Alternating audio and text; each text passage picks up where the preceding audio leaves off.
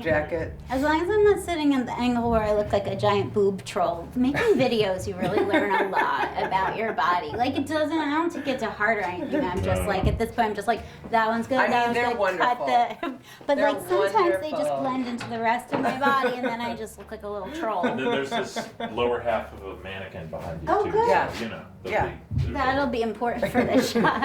It's very important. It's there's integral. other distracting It's integral details. to our aesthetic. You went to Americana Fest the last time I came through. Because I really fucked it up because I went on tour the same time. It was like a week before Americana Fest, but everybody had those what's it called, radius clauses. Oh, Contracts, right, so nobody could play with me. Right, Americana Fest. That was very sad. But I felt really weird there. Did you feel weird there? Yeah, I felt weird there. I mean, in general, Nashville feels like white conservative Hollywood to me. Yeah. And so, and I've been in LA, and so I had the same feelings there that I had when I was in LA, where I was like, I don't know if I can be an artist here because I can't concentrate on art here.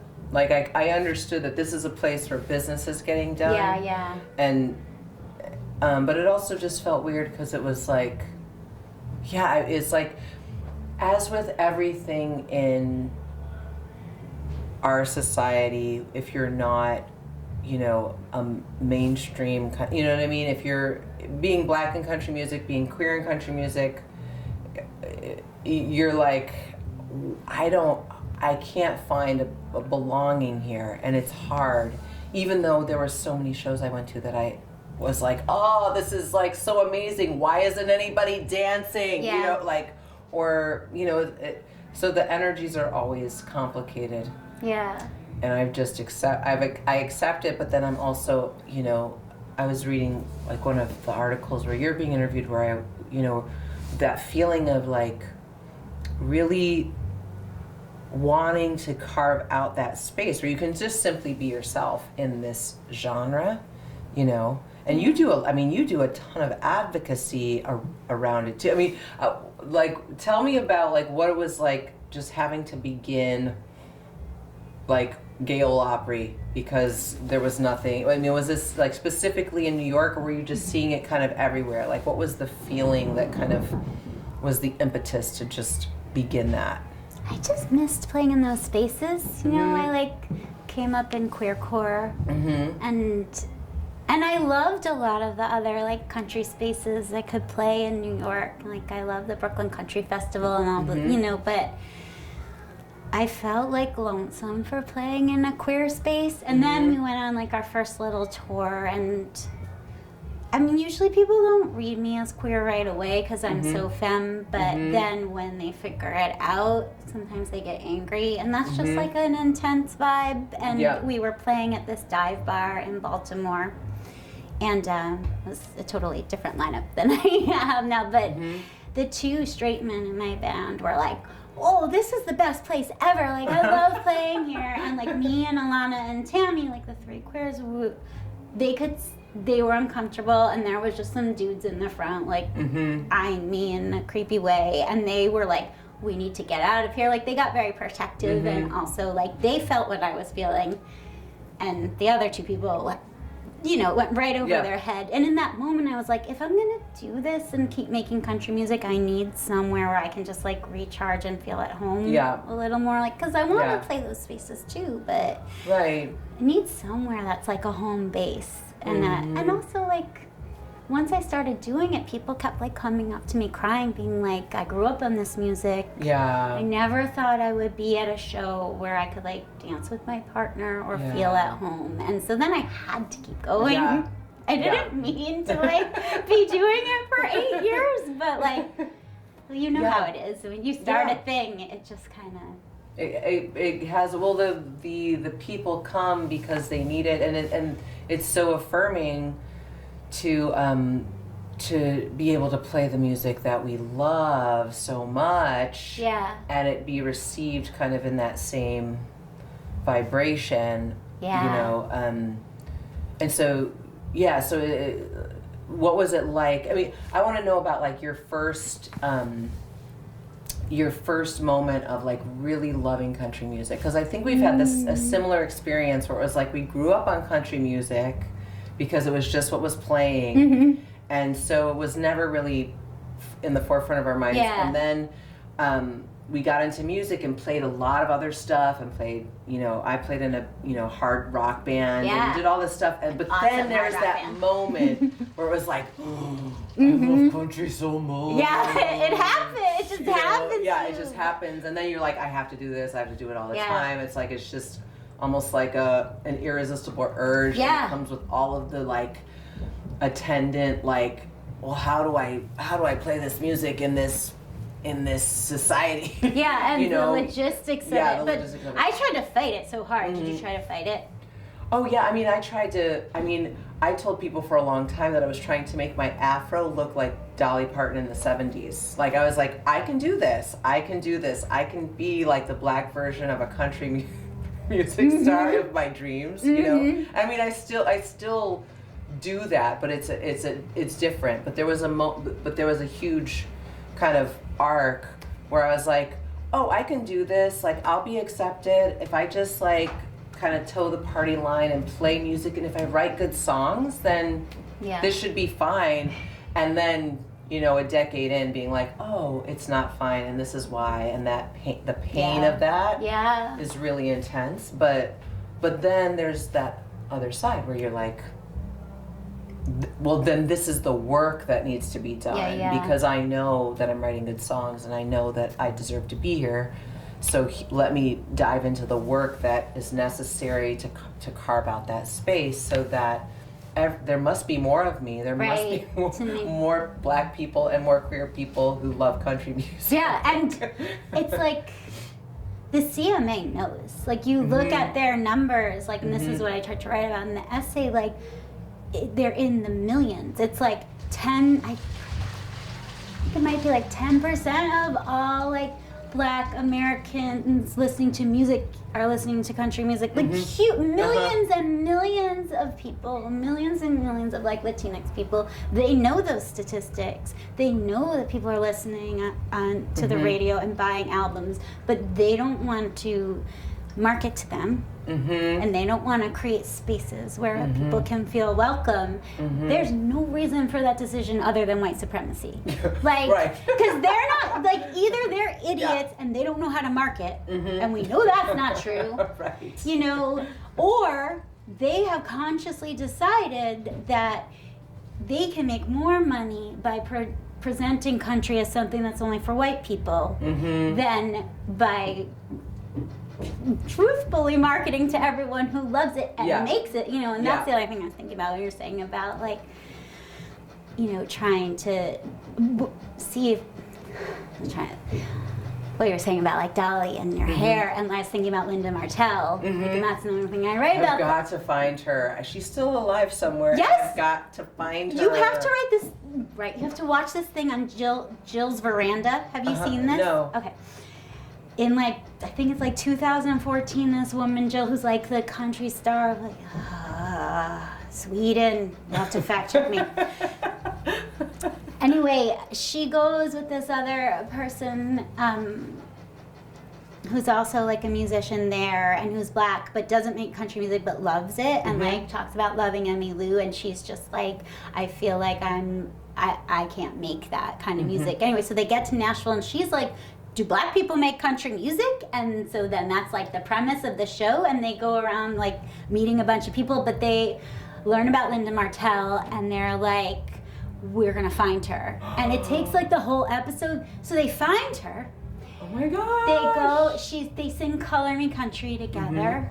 Not Color Me Father together. And then Linda Martell says this thing at the end where she's like, country music is about oh god, it's I'm gonna fuck it up, but it's like knowing what has been and what could be. So I'm like super obsessed with that, because it's like, if country music really faced that that's what it is, because I do think that's what it is. I think it's about telling the truth about your life, and it's about it's like, it becomes this nostalgia for literally whitewashed version of history, but really what I think it's about is history and understanding your past and where you come from. And so when country music really does that, there's so much power in that, and like so much political power, and that's like what I wanted. Well, it's like that. I mean, that's the thing about, especially for America. It's like country holds our stories. Rock and roll doesn't hold our stories. Pop does not hold our stories. That country and Americana literally are holding the space for America's stories, and so realizing how powerful it is in that way, and that there are so many stories that haven't been told yet. There's so many stories missing from the canon. That's its power, and that's its power over people, no matter where they're coming from, because you can't. I don't know if you listened to the Dolly Parton's America. I haven't yet. I've been saving it for after I finish this tour. I'm so excited though. So awesome. But I mean, she always says it best. She says all of it best. I know. She's so smart. But that really, and she, every conversation you hear her always referring back to her roots. She's always like throwing the line back to her ancestry, throwing the line back to her land, throwing the line back to how she was raised, who she was raised by, and the just the genuine goodness of the people that she was surrounded, like really the deep, real things of life. She's just always throwing the line back. She's always connected, and I really feel like that is always what humans are really responding to, is like, okay, I listen to this song and I remember that I'm connected. I remember that I'm like, that I belong here.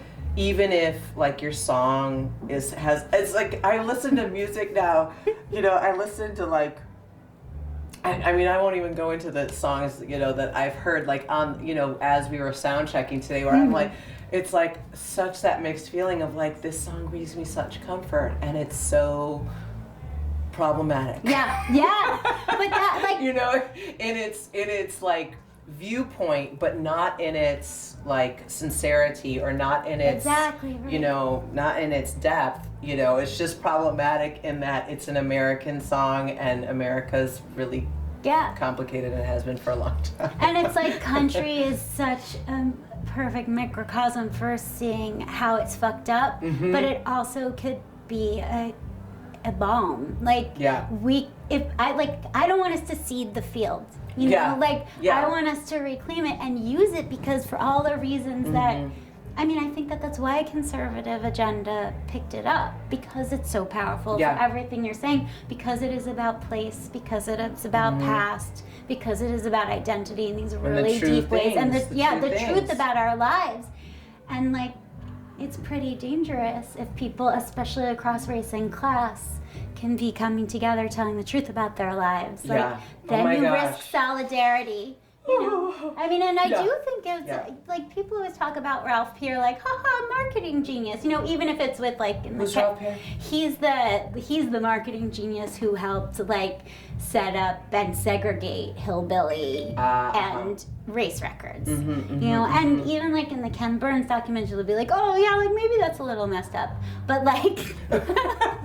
We're like, no, that's like a whole episode that we need to unpack right now.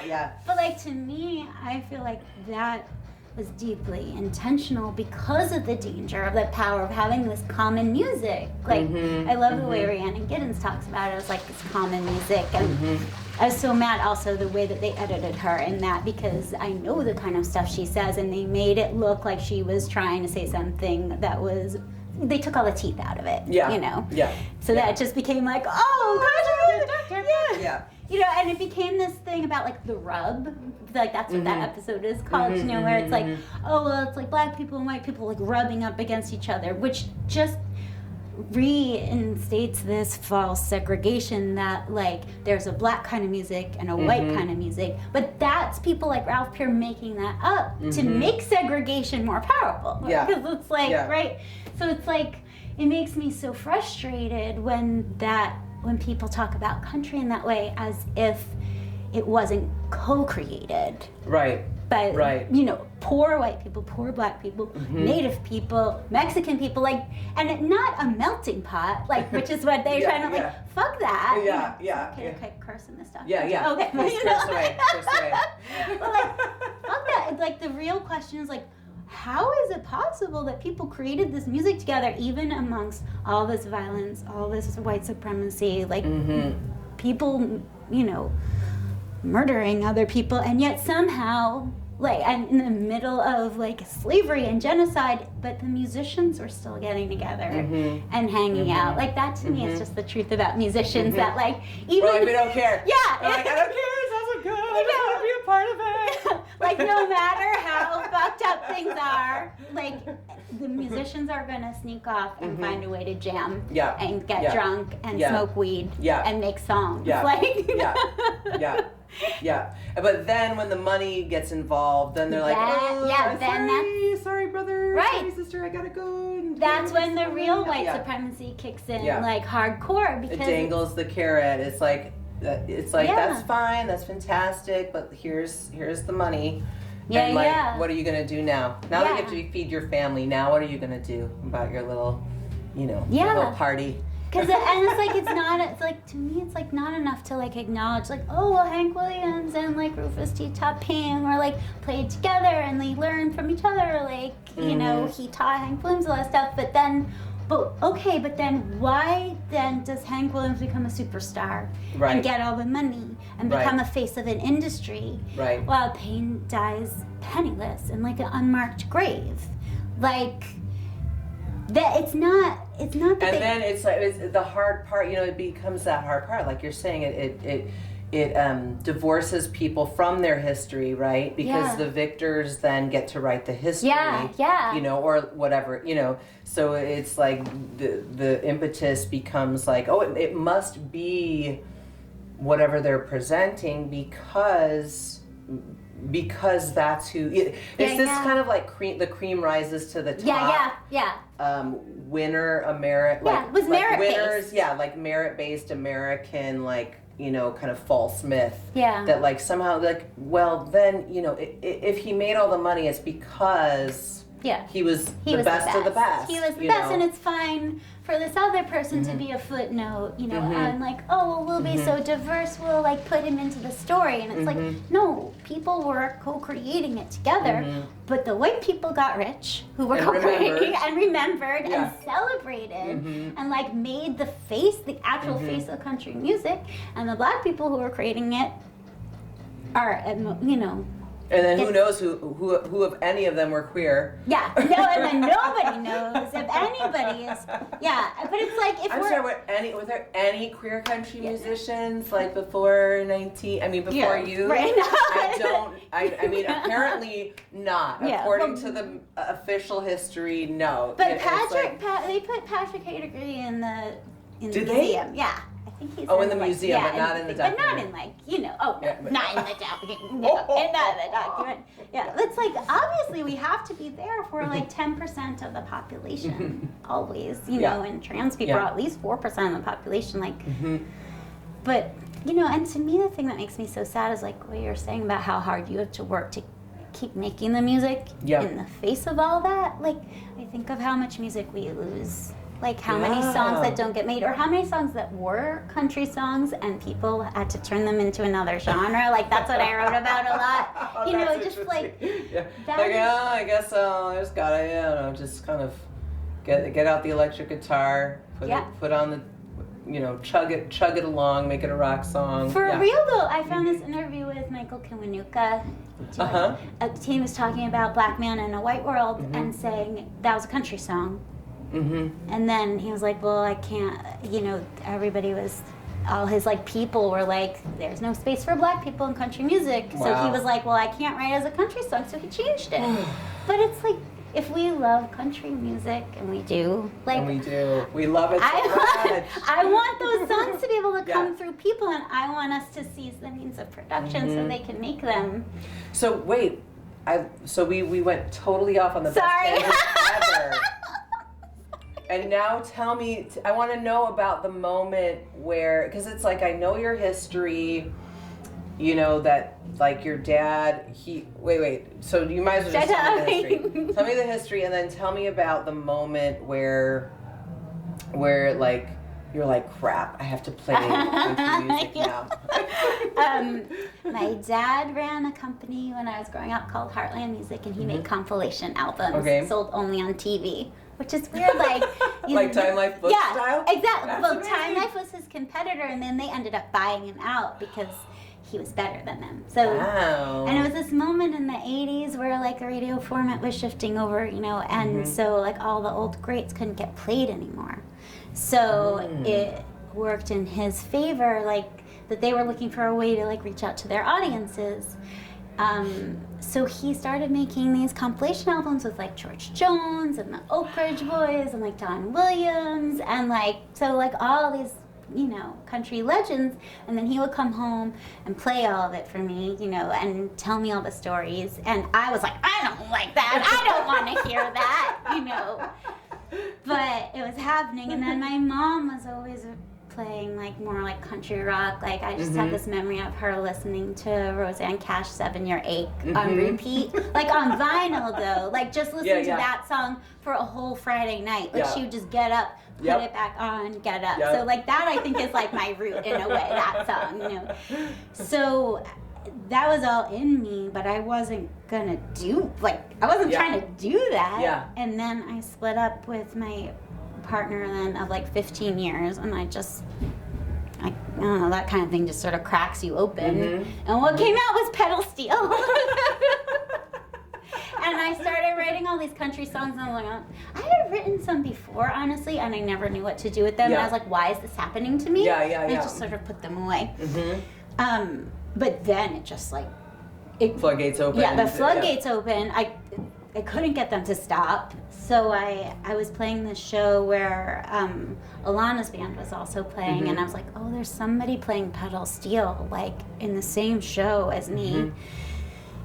You know, and I was in this punk band, and I was like, I'm an idiot if I don't at least ask her to just sit on, like, let me try one song. So I did, and another friend played fiddle, and it was just like, it was totally like that. And these songs that I've written out of such sadness, and I never felt that much joy, like making that music, and that was it.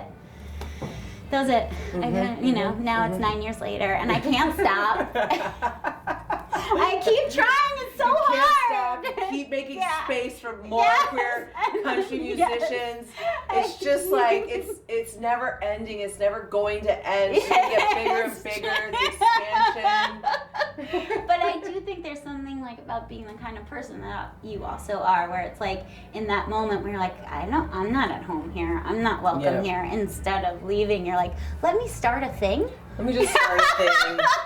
Because I have to play this more, and I can't feel like this all the time. It's like you said, I'm willing to go into that space, you know, regularly, but I need a place to know that I can do the work I need to do without the barrier I need to put up, or the mask I need to put on, or the whatever it is that I need to do to kind of just like, I don't want to say survive the space, because I'm stronger than that, but to just like endure it, to kind of navigate it, to do all of it's a lot of energy to put into that space, and like to kind of, you know, do good work. I feel like I need a space where I can just like hunker down and not have to pay attention to all of those cues and all of the navigational systems that, you know, and then also kind of practice like not navigating anything, so that maybe the next time I'm in a space that's more uncomfortable, I can just be like, well, you're looking at country. Good.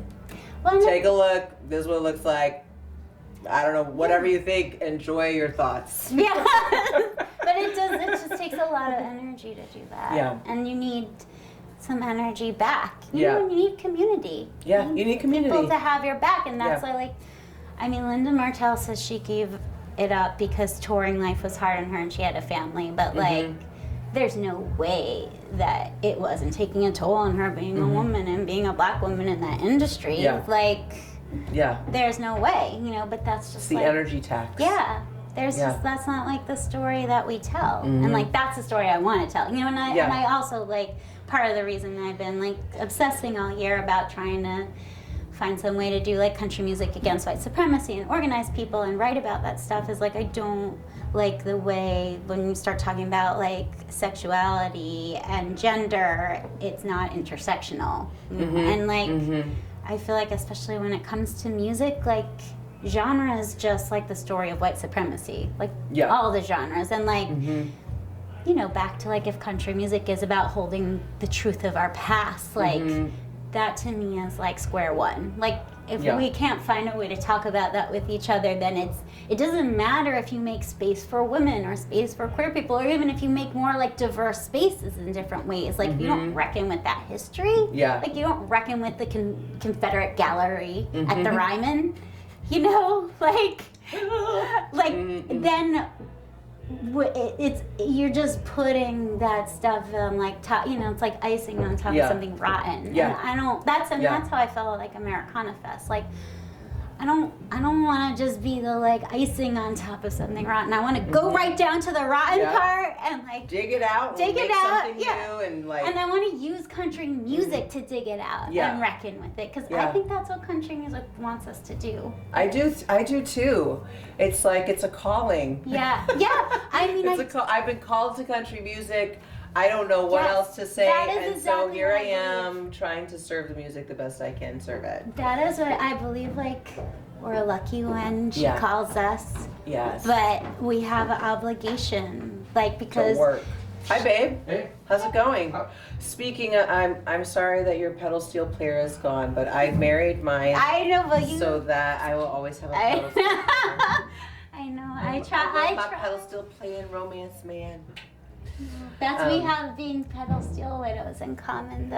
Right. In the end, that's what brought us together, right? That's how I know you really is because of the pedal steel forum. Is that how you know Alana? No, from New York, from the Jeff Duarte gig. Yeah, that's what I was remembering in the bathroom, because we played some gigs together from when we played with JD. It was a Brooklyn Country Music Festival. Oh, okay. Yeah, and then we were talking about your cute folding stool. Oh yeah, there. Pack a stool. Pack a seat. Yeah. Pack a seat. Yeah, I can't tell you. Like me and Alana were together for 6 years and in a band together for 7 years, and I would say like 40% of my life was just sitting around talking about pedal steel together. What pedal steel she was gonna get, like carrying the pedal steel. You carried the pedal steel? I carried the pedal steel. It almost killed me. Once I dropped the pedal steel and I thought she was gonna break up with me. Like, it wasn't my fault, but like I just remember sitting there on the floor, like looking at it. Was fine. It was just like the case got dented and I was just sitting on the floor